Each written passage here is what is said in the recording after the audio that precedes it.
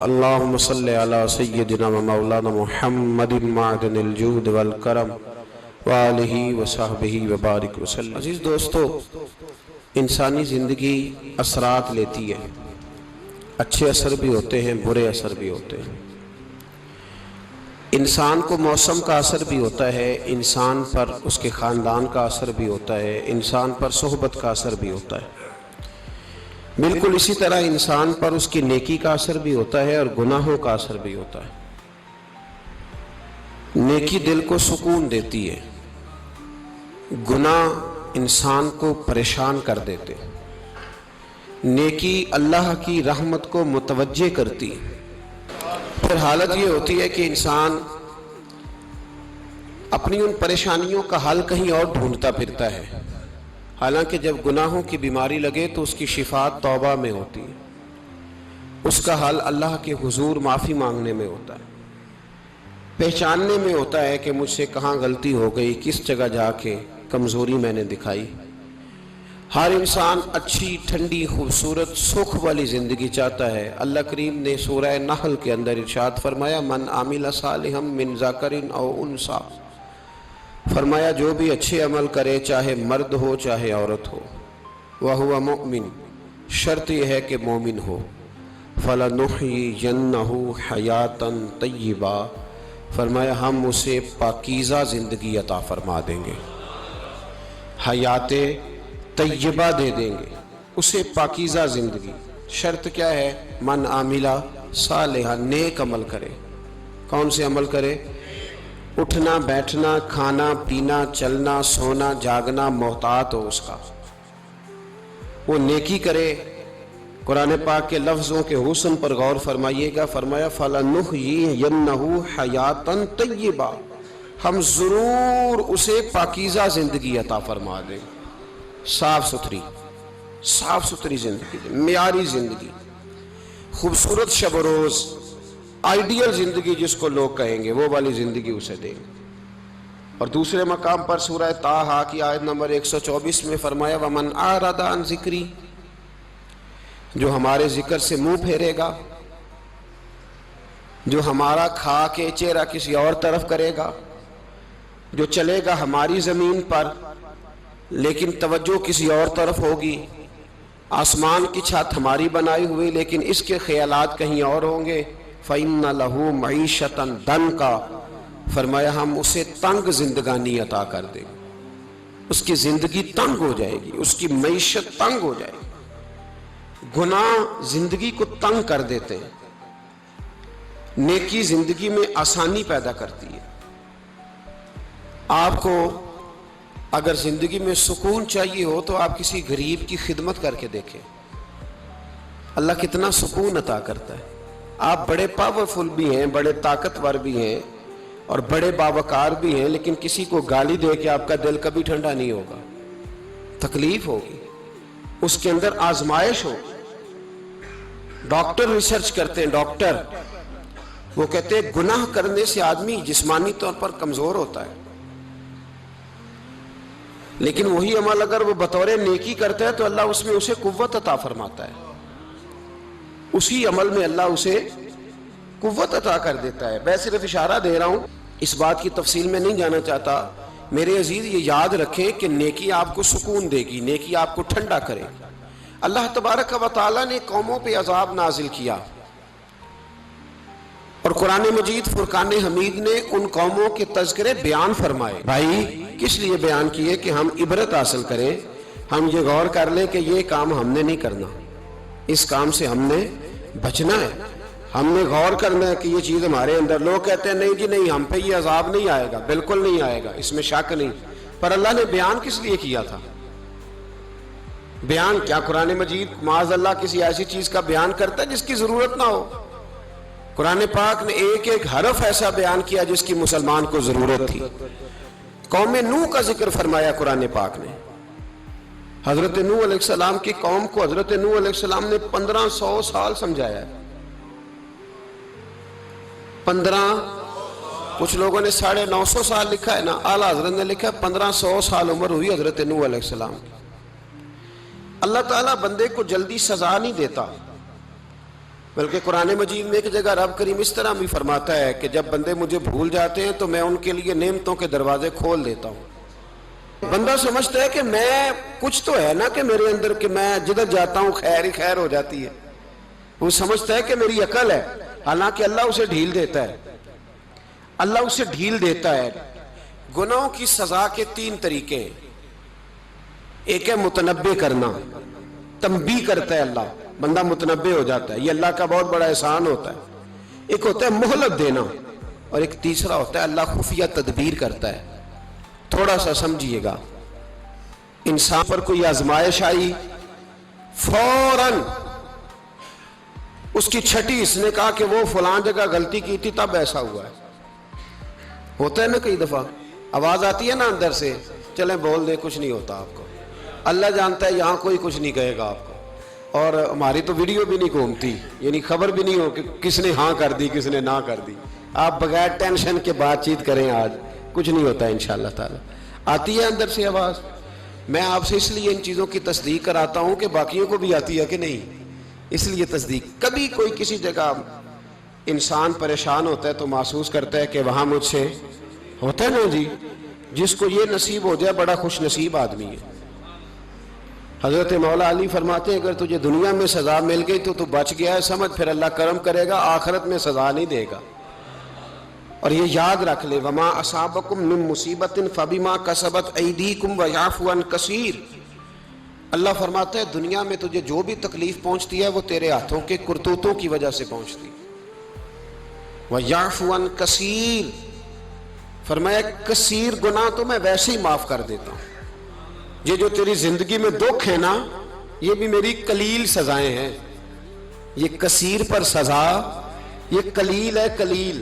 یہ جو تمہاری زندگی میں تکلیفیں، انسان کو سزا ملتی. حضرت فضیل بن عیاض رحمۃ اللہ تعالی علیہ گھوڑے پہ بیٹھے تھے، گھوڑا شرارت کرنے لگ گیا، اچھلنے لگ گیا، کودنے لگ گیا. تو حضرت فضیل بن عیاض نیچے اترے، ایک کونے میں جا کے نماز کی نیت باندھ لی، 2 رکعت نماز پڑھی، پھر دیر تک استغفار پڑھتے رہے، روتے رہے، دعا کرتے رہے. واپس آئے، خادم عرض کرنے لگے حضور سمجھ نہیں آئی، گھوڑے نے تھوڑی سی شرارت کی، وہ بدکا ہے، آپ نے اس کو چھوڑا ہے اور چھوڑ کر کے آپ نماز میں لگ گئے. تو حضرت فضیل بن عیاض فرمانے لگے جب بندہ اللہ کی نافرمانی کرتا ہے نا تو جو چیزیں اس کی فرما بردار ہوتی ہیں وہ اس کی نافرمانی کرنے لگ جاتی. تو مجھے محسوس ہوا تھا کہ میں نے کہیں اللہ کی نافرمانی کی ہے، اس لیے ایسا ہوا ہے کہ میرے گھوڑے نے میری، تو میں توبہ کرنے لگا ہوں. اور اب دیکھتا ہوں بیٹھ کے بھلا کیا ہوتا ہے. میں نے سچی توبہ، حالانکہ مجھے یاد نہیں کہ میں کہاں بولا، پر کھری اور سچی توبہ کی. دوبارہ گھوڑے پہ بیٹھے تو گھوڑا بالکل صحیح ہو کے ساتھ چلنے لگ گیا. میرے بھائی جب یہ تنبیہ ہے اللہ کی طرف سے، یہ متنبع کیا جاتا ہے کہ تو بعد آ جا. بہت ساری جگہوں پہ انسان کو وقتی طور پر اگر سزا مل جائے، نبی پاک علیہ السلام کی خدمت میں ایک صحابی آئے، بات مضبوط کر دوں، واقعہ سنایا ہے نا تو کچھ لوگ سمجھتے ہیں کہ یہ واقعہ ہے، تو میں ایک حدیث پاک امام بہقی کی لکھی ہوئی عرض کرتا ہوں. نبی پاک علیہ السلام کے ایک صحابی آئے اور ان کا سر پھٹا ہوا تھا، خون بہ رہا تھا. سرکار نے فرمایا کیا ہوا؟ عرض کی حضور ایک عورت جا رہی تھی، میری نظر پڑی، ابھی نظر پڑی ہے کہ میرے آگے ستون آ گیا تو میرے سر پہ لگ گیا. نبی پاک صلی اللہ علیہ وسلم نے فرمایا تیرے لیے خوشخبری ہے، اگر دنیا میں تیری غلطی کی تجھے سزا ملی ہے تو پھر رب تجھے قیامت میں سزا نہیں دے گا. پھر اللہ قیامت میں سزا، بعض گناہ ایسے ہیں جن کی یہاں بھی سزا ملے گی اور وہاں بھی ملے، لیکن میرے بھائی پہلی بات یہ ہے کہ اللہ تعالیٰ اس غلطی کی یہی سزا دے لے اور دعا فرمائے اللہ تبارک و تعالیٰ یہاں بھی معافی عطا فرمائے وہاں بھی معافی عطا فرمائے، اللہ درگزر ہی فرمائے. لیکن میرے بھائی ایک تو یہ سزا، ایک سزا یہ ہوتی ہے کہ انسان جب گناہ کرنے لگتا ہے تو اللہ نعمتوں کے دروازے کھولتا ہے، مہلت دیتا ہے. 500 سال تک فرعون کو مہلت دی. کتنے؟ یہاں جو 5 سال حکومت کر لیتا ہے وہ کہتا ہے سب سے قابل میں ہی ہوں، مجھے مہلت جو ملی ہوئی ہے. 500 سال مہلت دی اللہ تعالیٰ نے. اور فرعون کی قوم پر پتہ عذاب کس طرح کے آئے تھے؟ ٹڈیاں مسلط کر دی اللہ نے. یہ گھومتی نہیں چھوٹی سی، ہم اپنی زبان میں اس کو کچھ لوگ مختلف ناموں سے یاد کرتے ہیں، کوئی مکڑی کہتا ہے، کوئی کچھ کہتا ہے، مسلط کر دی، جاتی نہیں۔ ان پر بنی اسرائیل کے ان مقابل جو فرعون کی قوم تھی، ان پر الزام اس طرح کا عذاب آیا کہ مینڈک مسلط کر دی اللہ تعالیٰ۔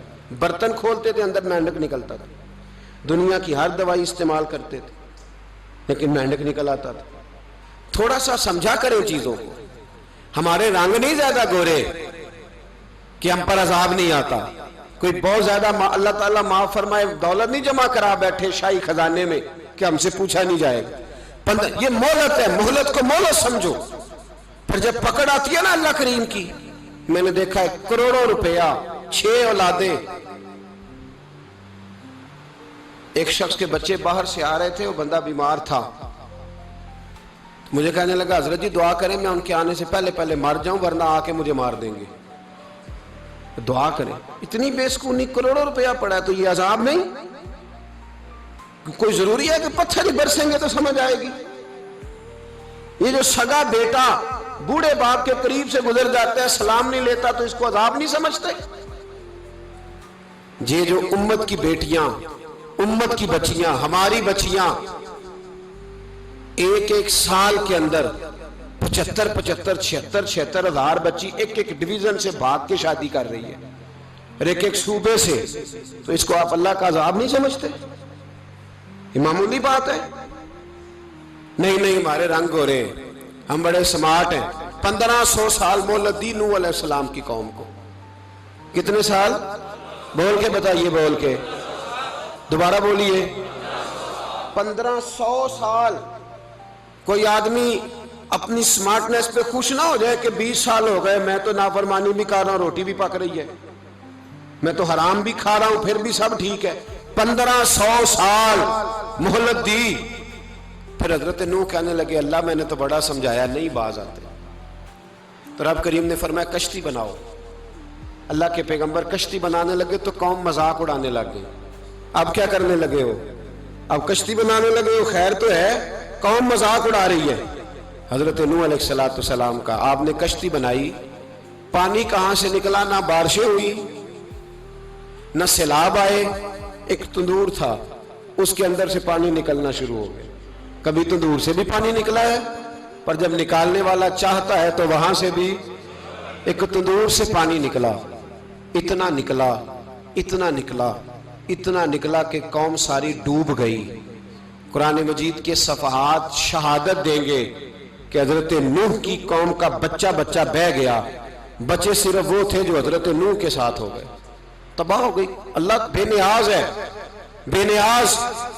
1500 سال مہلت ملے اور تو پھر بھی کہے رب بڑا کریم ہے، معاف کر دے گا۔ 1500 سال تجھے گنجائش دے اور تو کہے کوئی نہیں، بات معافی ملنی چاہیے ابھی بھی۔ میرے بھائی، حضرت صالح علیہ السلام کی قوم، حضرت صالح نے تبلیغ شروع کی تو کہنے لگے پہلے معجزہ دکھاؤ۔ جی آج تو نہیں لوگ معجزے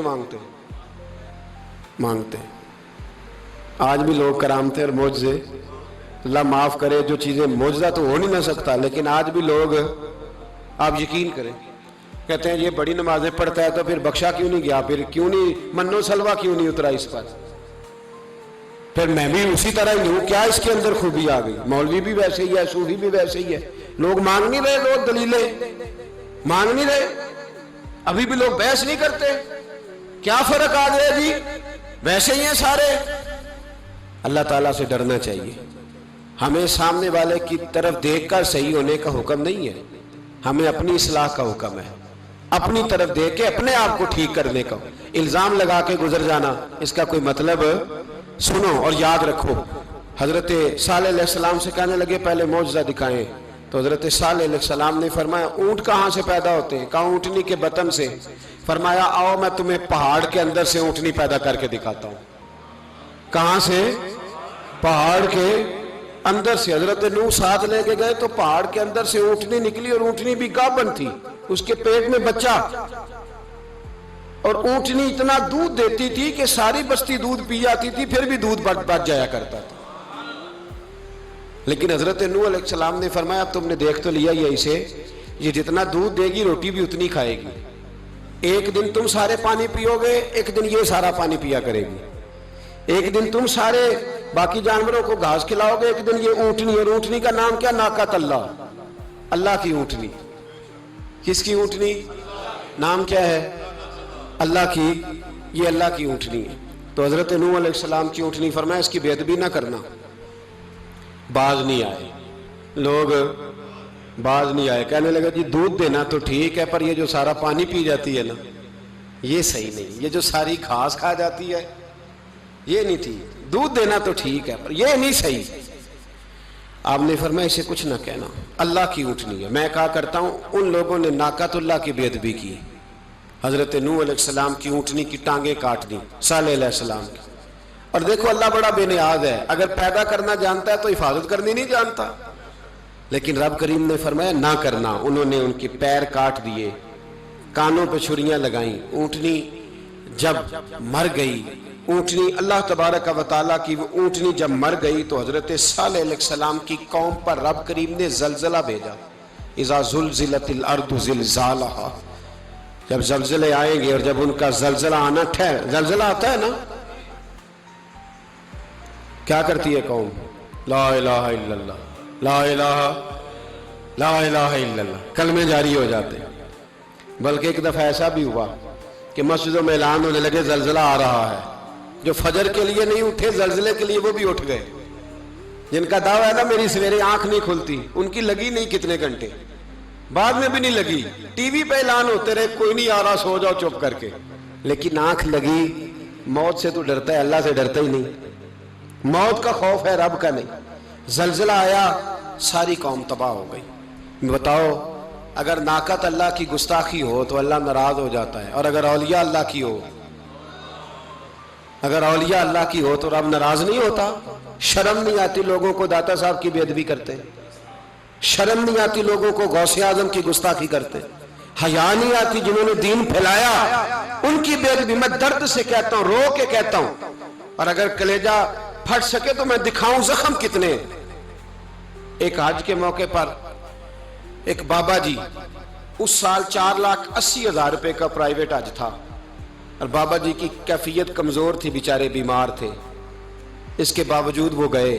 بوڑھے آدمی، جا کے بیٹھیے، بزرگ، اور کتنی مشکل ہے وہاں منا، مزدلفہ، عرفات، طواف زیارت، کتنا مشکل کام ہے طواف زیارت کرنا، طواف وداع کرنا۔ کس کٹھن سے حج کیا، بڑھاپے میں پیسے بھی لگائے، اور جب وہ روضہ رسول پہ گئے صلی اللہ، اور انہوں نے جا کے نبی پاک صلی اللہ علیہ وسلم کے روضے کی طرف منہ کر کے درود شریف پڑھا تو ایک ملا نے اٹھ کے کہہ دیا تو تو مشرک ہے۔ تو میری روح کانپی، میں نے کہا تجھے شرم نہیں آئی، حیا نہیں آئی؟ اس کی عمر دیکھ، کس بڑھاپے میں کہاں سے چلا، کہاں آیا۔ یہ مشرک ہوتا تو کسی مندر میں جاتا، یہ مشرک ہوتا تو کسی گرجے میں جاتا، یہ مشرک نہیں، یہ مومن ہے، اور یہ وہ والا مومن ہے جس کے سینے میں دل جب دھڑکتا ہے تو خالی دھڑکتا نہیں، ساتھ وہ محمد عربی پہ درود و سلام بھی پڑھتا ہے۔ شرم نہیں آتی لوگوں کو، اتنی بڑی گستاخی کرتے، جو روضہ رسول پہ آیا مشرک ہے۔ میں نے تو ایک مولوی کو صاف صاف کہا تھا، میں نے کہا اگر میں مشرک ہوں تو نکالو، مشرک کا داخلہ تو یہاں ویسے ہی منع ہے۔ شرم نہیں آتی؟ اپنی زبان کا ایک پاس کرو کچھ۔ اتنا ظلم، اتنی بڑی فرقہ واریت امت میں، اتنا امت کو تقسیم کرتے ہو، تمہیں شرم نہیں آتی؟ جہاں سے اتحاد کا پیغام دینا چاہیے وہاں سے تم لوگوں کو فرقے کا پیغام دیتے ہو، ایک مقصود فرقے کی تبلیغ کرتے ہو۔ خدا را، تو میں کہہ رہا ہوں ناقۃ اللہ کی بے ادبی پہ عذاب آتا ہے، تو اولیاء اللہ کی بے ادبی میں نہیں آتا؟ داتا صاحب ساری زندگی تبلیغ کرتے رہے، ایک آدمی نے اٹھ کے کہہ دیا جناب وہ تو شرک کا اڈا ہے، تو رب کریم ناراض نہیں ہوتا ان باتوں سے؟ ہمیں خیال کرنا چاہیے، اللہ سے ڈرنا چاہیے، ان چیزوں سے عذاب آتا ہے اور آ رہا ہے، اللہ تعالی ہمیں محفوظ فرمائے۔ اللہ ہمیں اس سے، قوم لوط پہ بھی عذاب آیا، ہم جنس پرستی، مرد مردوں سے بدکاری کرتے، حضرت نوح نے سمجھایا کہ یہ کام درست فطرت کے خلاف ہے، یہ کام درست نہیں۔ جب انسان یہ کام کرتا ہے تو زمین اور آسمان کانپتے ہیں۔ اب میں کیسے کھول کے بتاؤں، میرے پاس اعداد و شمار ہیں کہ پاکستان کے اندر اس کام کی کیفیت کیا ہے، اور کس طرح کر کے لوگ، میں تو رونا روتا رہتا ہوں داڑھی کا، لوگ کئی دفعہ کہتے ہیں حضرت صاحب پہلے بھی آئے تھے تو داڑھی کی بات، پھر بھی آئے تو داڑھی کی بات، تو میں رونا روتا ہوں. اس لیے روتا ہوں کہ جو کلین شیو نوجوان ہوتا ہے وہ امرد کے حکم میں ہے، اس پر وہی حکم لگتا ہے جو عورت پہ لگتا ہے. اس کے ساتھ مرد کا اٹھنا بیٹھنا اسی طرح ناجائز ہے جس طرح عورت کے ساتھ. حضرت جنید بغدادی رحمت اللہ تعالیٰ علیہ کے سامنے ایک شخص نے کہا وہ کتنا خوبصورت نوجوان جا رہا ہے، تو آپ فرمانے لگے تو حافظ قرآن نہیں؟ کہا ہاں. فرمانے لگے جا اپنے حفظ کی خیر بنا. وہ شخص کہتا ہے میں نے اس بغیر داڑھی والے کلین شیو نوجوان کو بری نظر سے دیکھا، مجھے قرآن پاک ہی بھول گیا، سارا قرآن پاک بھول. اور کتنے سال میں دعائیں کرتا رہا، بیت اللہ کے طواف کرتا رہا، میں یاد بھی کرتا تو نہیں ہوتا.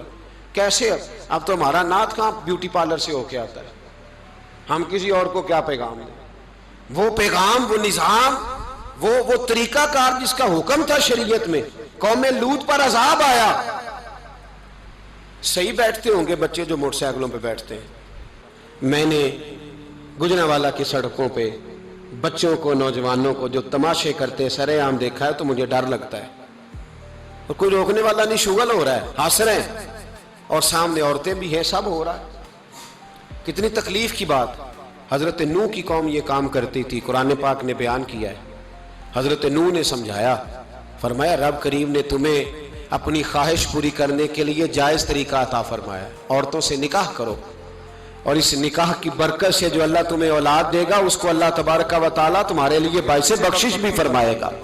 لیکن جب قوم نہ مانی تو جو قوم میں لوط کا عمل کرے اس کا علاج قرآن نے بیان فرمایا کہ آسمان سے پتھر برسیں گے. پھر پتھر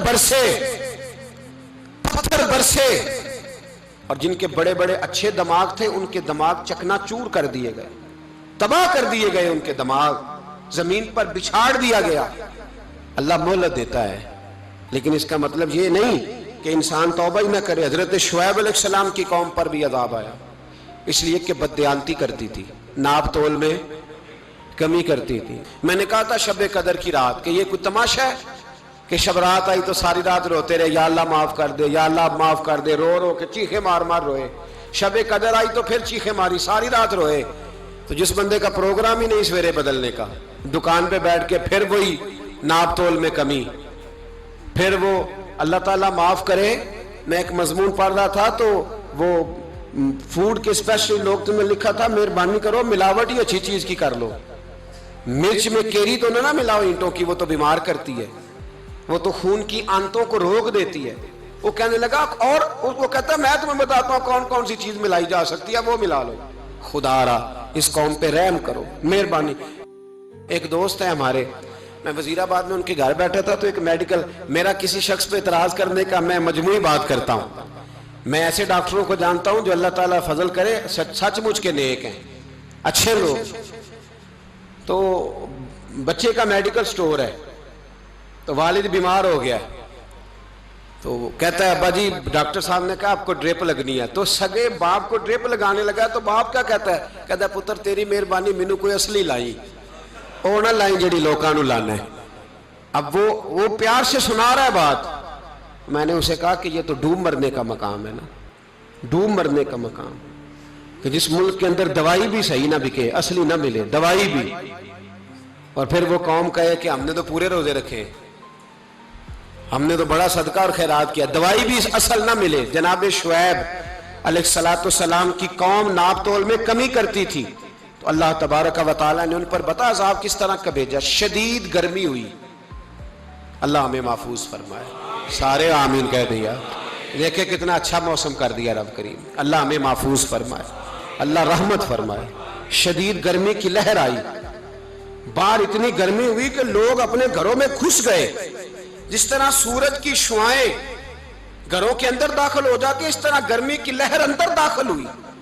اور جس طرح کسی کو آگ لگ جائے تو وہ آدمی اچھلتا کودتا ہے نا، اس طرح یہ لوگ اچھلنے لگے اور اچھل کود کے مر گئے. جرم کیا تھا؟ ناپ تول میں کمی کرتے. حضرت داؤد کی قوم بھی تباہ ہوئی. جرم کیا تھا؟ ہفتے والے دن مچھلیاں نہیں پکڑنی تو یہ پکڑتے تھے. حکم ہے نا مسلمان کو نماز کے ٹائم کوئی اور کام نہیں کرنا، نماز پڑھنی ہے. میرا خیال ہے مسلمان تو فٹافٹ آ جاتے ہیں، سارے ہی پہنچ جاتے ہیں نا مسجدوں میں. ہلکا ہلکا بول رہے ہیں آپ, کیوں نہیں پہنچتے؟ اگر حضرت سیدنا, اور پتہ انہیں سزا کیا ملی؟ اللہ نے فرمایا اس ٹائم عبادت کرنی ہے, کام نہیں کرنا, وقت نہیں ہے کام کا. انہوں نے مچھلیاں پکڑی, 12,000 لوگ تھے. پتہ ہے مالک نے سزا کیا دی؟ بندر بنا دیا اللہ کریم. قرآن مجید کا پہلا سپارہ پڑھے, فَجَعَلْنَاهَا نَكَالًا لِمَا بَيْنَ يَدَيْهَا وَمَا خَلْفَهَا. اللہ فرماتے ہیں پچھلوں کے لیے بھی عبرت بنا دیا, بعد والوں کے لیے بھی عبرت, نشان عبرت بنا دی. بندر بن گئے, اور جو ان کے دوست جو بچ گئے تھے ان کے پیر چومتے تھے, روتے تھے. 3 دن بندر بن کے زندہ رہے, پھر اللہ نے سب کو اجتماعی موت دے دی. تو اگر مسلمان سے اللہ کہے کہ نماز کے ٹائم کاروبار نہیں, جمعے کے ٹائم کاروبار, تو مسلمان کہتا ہے نہیں مجھے مہلت ملی ہوئی ہے. یہ تو اس وقت پتہ چلتا ہے نا جب بچے ڈیوٹی لگاتے, ہاں ہاں ہاں عذاب آتا ہے, اس وقت پتہ چلتا ہے. میں نے دیکھا یہ منظر, اس وقت پتہ چلتا ہے جب بچے کسی ملازم 6,000 کی ڈیوٹی لگاتے, کہتے ہیں ابے کا دھیان رکھنا, ہم دکان پہ بیٹھنے لگے. پھر اسے سمجھ آتی ہے اگر میں نماز کے ٹائم مسجد میں ہوتا تو آج میری اولاد میری خدمت پہ ہوتی. میں نماز کے ٹائم مسجد نہیں گیا تو بچوں نے 6,000 کا ملازم بٹھایا ہے, ابا جی کا خیال رکھ, ایک نرس بلائی ہے, تو خیال رکھ.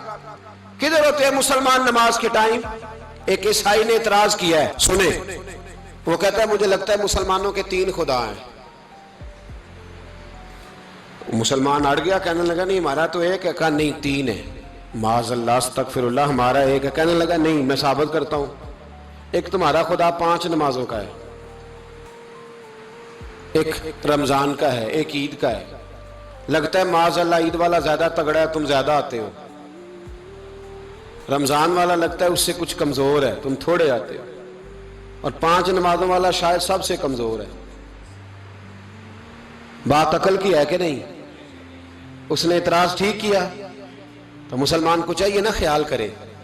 ایک یہودی نے لکھا تھا, اس نے کہا تھا جس دن مسلمانوں کی تعداد فجر کی نماز میں اتنی ہو گئی جس دن جتنی جمعے میں ہوتی ہے, اس دن نہ کوئی یہودی سازش کرے گا نہ کوئی عیسائی تلوار نکالے گا. شرط یہ ہے کہ یہ اسی طرح فجر پڑھنے آئیں جس طرح جمعہ پڑھنے آتے ہیں. تو پھر کوئی شخص بھی ان کو کسی جگہ شکست دے سکتا تو اپنے ہمارے گناہ ہمیں پریشان کر دیں. یہ جتنی آزمائشیں ہیں ان کے پس منظر میں گناہ ہیں. ہماری زندگی کے اندر جتنی تکلیفیں, ہماری پریشانیوں کا سبب ہم خود ہیں. بہت ساری جگہوں پہ ہم غلطی کرتے ہیں, اس کی ہمیں سزا ملتی, غلطی کی سزا.